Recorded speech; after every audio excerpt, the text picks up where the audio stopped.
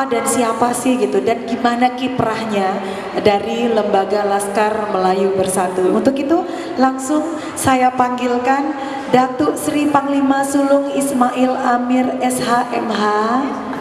Ya Datuk. Dan berikutnya ada Datuk Wahyu Satria, Wakil Sekretaris Jenderal DPP. Dan juga Datuk Muhammad Uzair, Panglima Muda DPD Kota Pekanbaru.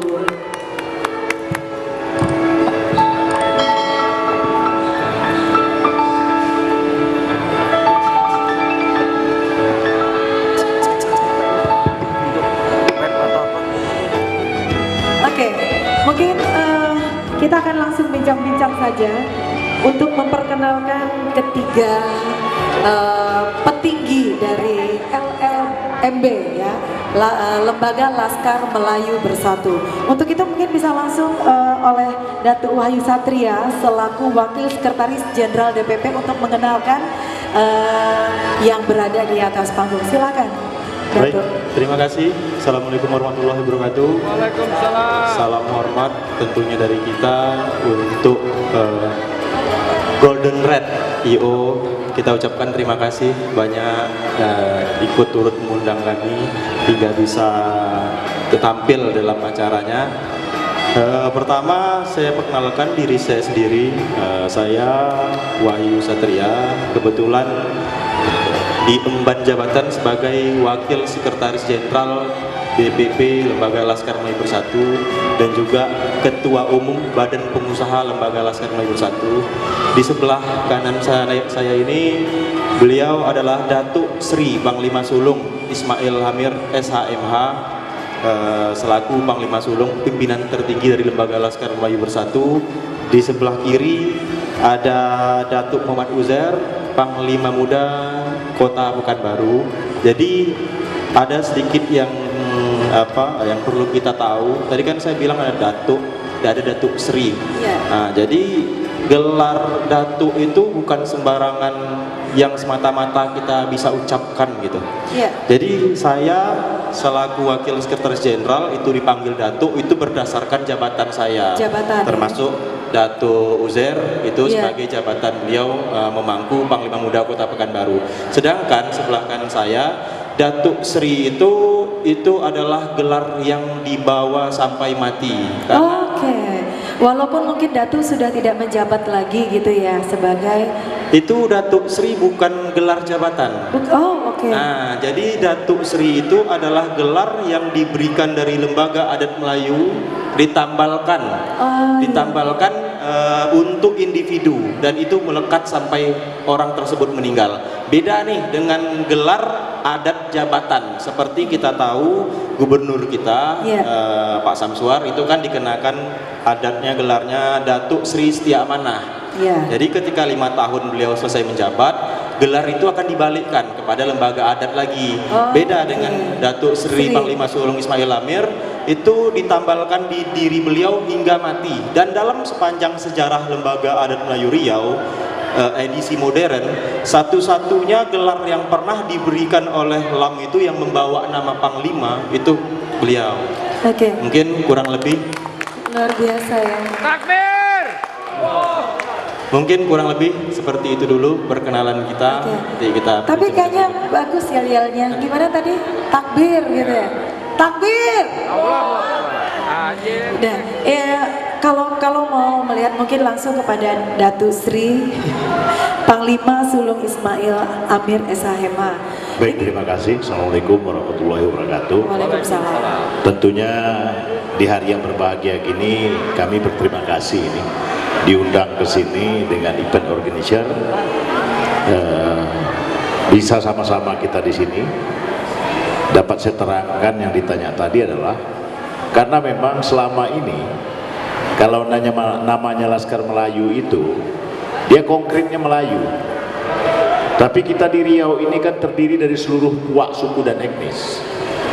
Orang sudah 35 tahun di Riau ini dia bilang juga merantau. Kebun sawitnya 20 hektar, kemudian rukonya banyak di sini, tapi tetap dikatakan dia merantau. Dengan kami bentuk wadah Lembaga Laskar Melayu Bersatu ini, maka kami tidak akan memelayukan orang Melayu lagi. Iya. Karena orang Melayu sudah Melayu. Tapi kita membawa keluarga-keluarga pendatang menjadi orang Melayu di mana bumi dipijak di situ Situ lagi. lagi dijunjung.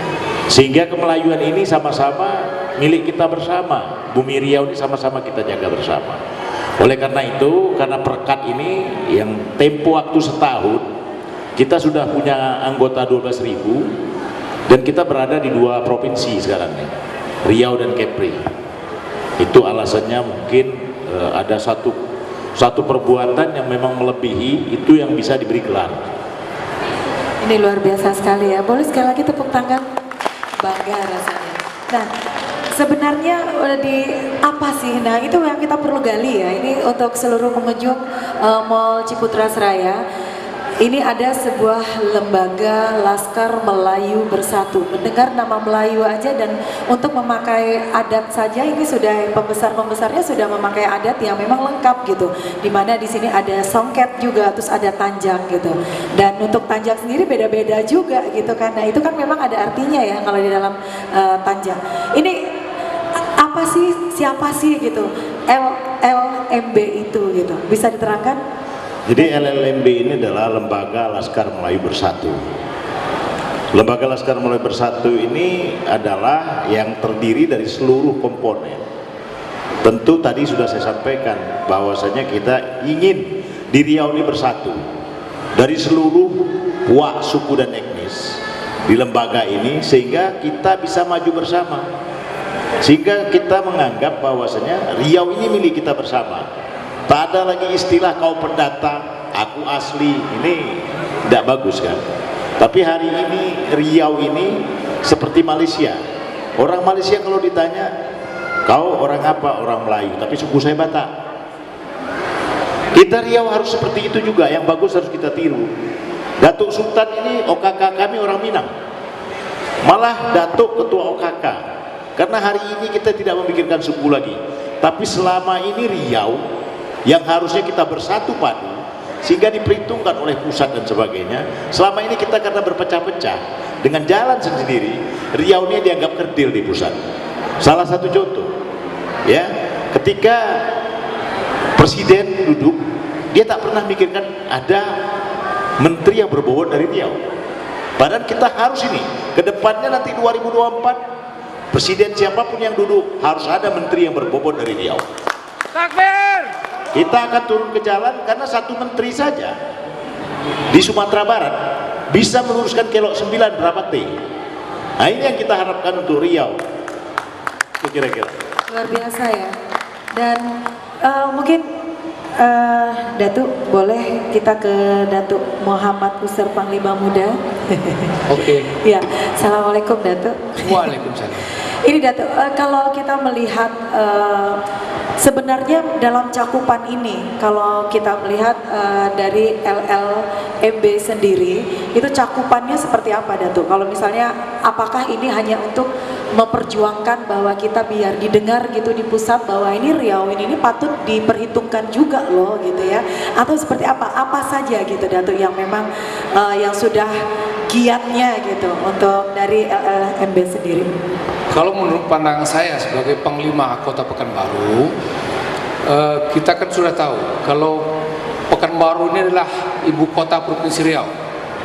Dan Pekanbaru ini dihuni oleh heterogen, banyak suku bangsa yang datang ke sini. Kenapa? Karena Riau ini adalah salah satu provinsi yang kaya raya dan sumber daya alamnya tinggi, minyak di atas dan minyak di bawah. Wajar mereka ke sini. Nah, selama ini kita welcome terhadap saudara-saudara pendatang. Cuman kelemahannya selama ini yang kita lihat di antara warga-warga pendatang dengan warga di sini itu seperti air dengan minyak, nggak bisa disatukan. Jadi seperti Panglima Sulung tadi, Panglima Besar kami bilang tadi, ada yang bilang sudah punya kebun sawit 20-30 hektar sini masih bilang pendatang. Kenapa? Yang salah bukan mereka, tetapi kadang yang warga Melayu tempatan merasa angkuh. Nah, yang pendatang tentu sombong. Nah, ini perlu ada perekat. Jadi perlu ada perekat, perlu ada saling membuka diri bahwasanya kita ini adalah bangsa Melayu. Di sini kita menjual, mempromosikan itu bangsa Melayu, bukan suku Melayu. Kalau suku Melayu itu kecil, suku Melayu di Sumbar ada sedikit kecil, di Kampar ada sedikit. Tapi kalau bangsa Melayu sampai ke Maladewa, bangsa Melayu. Jadi bangsa Melayu juga banyak di Sumatera Utara, apalagi di Sumbar itu bangsa Melayu. Banyak juga di Malaysia, Brunei, di Filipina, di Mindanao sana itu bangsa Melayu. Jadi kita ingin dan berharap persatuan bangsa Melayu ke depannya itu dimotori oleh Provinsi Riau, yaitu di bawah pimpinan Panglima Sulung kita, Datuk Ismail Al-Marham. Kita punya cita-cita memang tinggi dan besar, tapi tidak akan putus sampai di sini. Kalau seandainya sekarang sudah terbentuk dua provinsi, Provinsi Riau dan Kepulauan, dan nggak lama lagi kita juga akan buka juga di Sumatera Utara, sudah ada saling kontak. Dan Sumatera Barat juga begitu, mereka juga bangsa Melayu. Jadi kita ingin yang bersatu itu bangsa Melayu. Nih, apabila bangsa Melayu yang kita jual, yang kita promosikan kepada saudara-saudara kita yang di khususnya Pekanbaru, karena saya Panglima Kota Pekanbaru yang heterogen ini, kedepannya kita yakin Pekanbaru juga akan bersatu. Aku nggak ngomong tua tapi senior gitu. Ini kalau kita lihat, apa sih yang menyebabkan Datuk Wahyu Satria untuk bergabung di sini gitu? Pasti dari milenial kan, pasti umurnya juga masih ini ya, saya muda ya. Apa sih yang membuat itu loh? Padahal ini kalau kita lihat tadi kita sudah dengarkan kiprah sedikit tentang siapa itu LLMB gitu ya. Nah sudah diterangkan itu kalau cakupannya gitu. Terjangkau nggak sih ini biasanya yang dirundingkan itu memang orang-orang yang udah senior ya, pemikiran-pemikiran yang seperti ini gitu. Milenial, apa sih yang membuat, boleh curhat dulu, boleh curhat?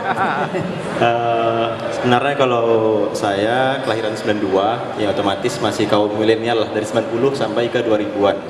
Betul, dulu pada dasarnya saya bilang Laskar Melayu Bersatu ya, sebelum dimasukkan lembaga, itu identik emang dengan hal-hal yang konotatif negatif kali ya, gitu kan, orang-orang tua yang istilahnya yang sudah apa namanya itu merusak citra Melayu sendiri pada saat era 2004 ke atas lah. Pada saat itu padahal pada Orde Baru ya, disitu lagi naik-naiknya otonomi daerah gitu. Tapi ketika 2020-an ini, saya kenapa tertarik masuk ke lembaga Laskar Melayu Bersatu, karena satu-satunya laskar dan laskar yang pertama berani out of the box untuk membuka pola pikir agar menuju organisasi modern ini, ya lembaga Laskar Melayu Bersatu sendiri. Makanya keluar dari zona zaman. Keluar dari zona nyaman. Makanya mereka Laskar Melayu Bersatu yang sebelumnya sudah ada dari 2001, pada 2020 menaikkan grade menjadi lembaga Laskar Melayu Bersatu. Itu pertama. Yang kedua, dalam perjalanan hidup saya, ya saya sebagai orang Melayu Riau asli, ketika saya merasakan gimana SMA, kuliah di sini. Setelah kuliah, orang ketika wisuda akan senang. Kalau saya ketika wisuda malah sedih. Welcome to pengangguran, katanya kan? Nggak ada status. Nggak ada status. Saya wisuda tahun 2016. Pada 2016 saya wisuda, saya masuklah ke dunia pekerjaan. Kebetulan saat itu saya salah satu pengurus partai di Kabupaten Siak.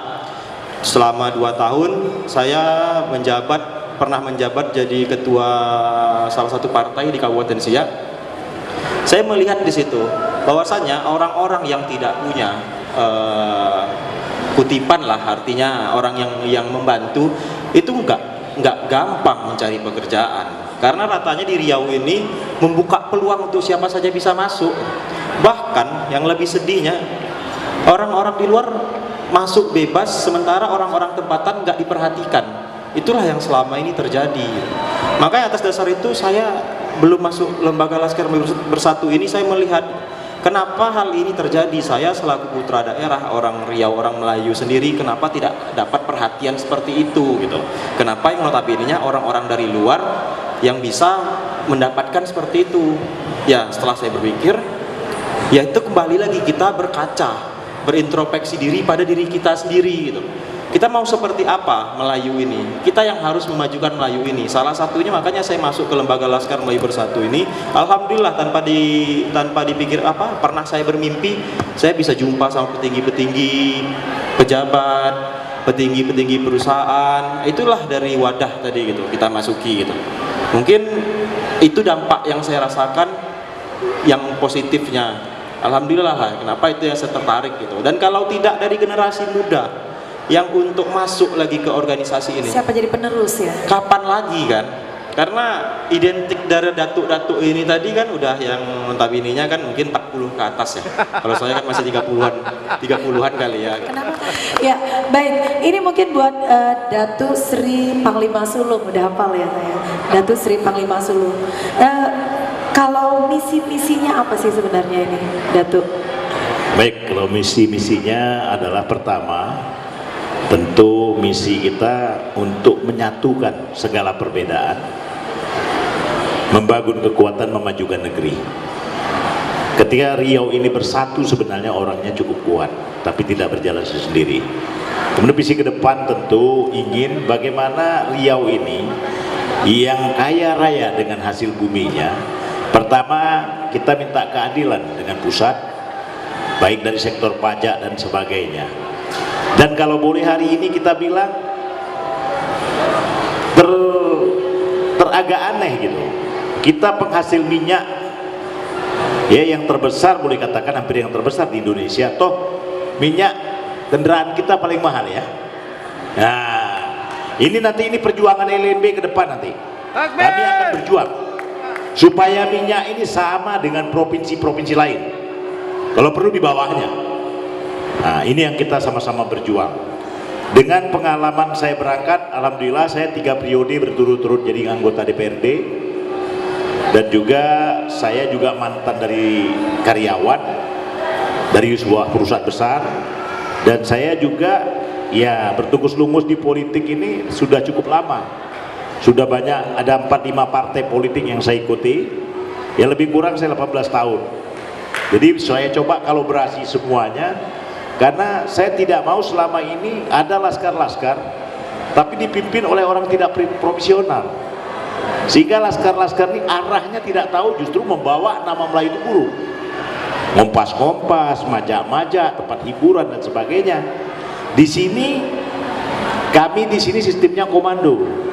Jadi komando ini saya sebagai Panglima Besar meng-SK kan bisa sampai ke tingkat ranting dan mencabut SK sampai tingkat ranting. Oleh karena itu ini berjalan dengan mulus. Kenapa? Kita tidak perlu mubes-mubes lagi. Kalau sudah penyakitnya tidak bagus, apalagi membuat maksiat, kita habisi saja. Kita mencari yang terbaik untuk organisasi ini supaya maju. Jadi dalam perjalanannya tentu kami berharap ya ke depannya masyarakat Riau ya khususnya tidak boleh lagi memandang laskar ini sebelah mata. Tidak, baru-baru ini ya hari apa kemarin kita demo? Hari Kamis kemarin kami demo di Dinas Pendidikan. Adanya ketidakadilan terhadap orang miskin, anak-anak yatim yang notabene-nya mereka zonanya di sana. Ternyata 16 orang ya. 16 orang yang mengadu ke laskar, anak yatim dan fakir miskin ini kita coba mediasi dengan Dinas Pendidikan. Tapi kita diulur-ulur waktu saja. Karena Dinas Pendidikan ini mungkin belum pernah didemo. Ya, maka kemarin hari Kamis kita turunkan. Alhamdulillah yang 16 diterima. Jadi ada hal-hal kesenjangan pemerintah, ketidakadilan, kami adalah barisan terdepan untuk membackup. Takbir. Allahu Akbar.